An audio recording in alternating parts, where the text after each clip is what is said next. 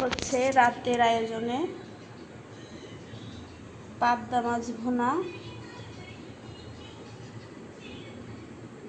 হচ্ছে পাবদা মাছের ভুনা, তারপর হচ্ছে পাতলা ডাল, ডালটা একেবারে পাতলা করে করেছি,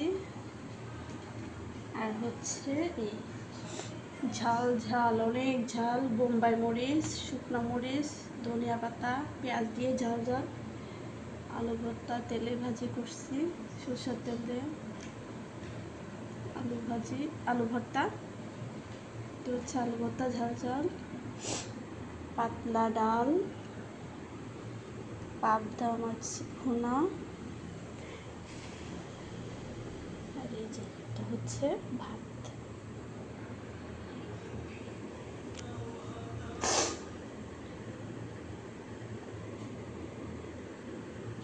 আজকে এতটুকুই।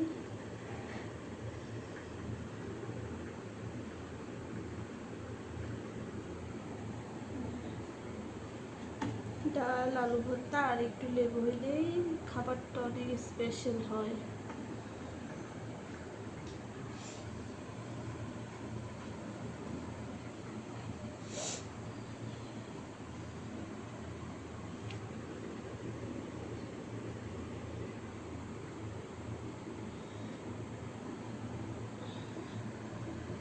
আলু ভর্তাটা অনেক টেস্টি, অনেক ঝাল ঝাল।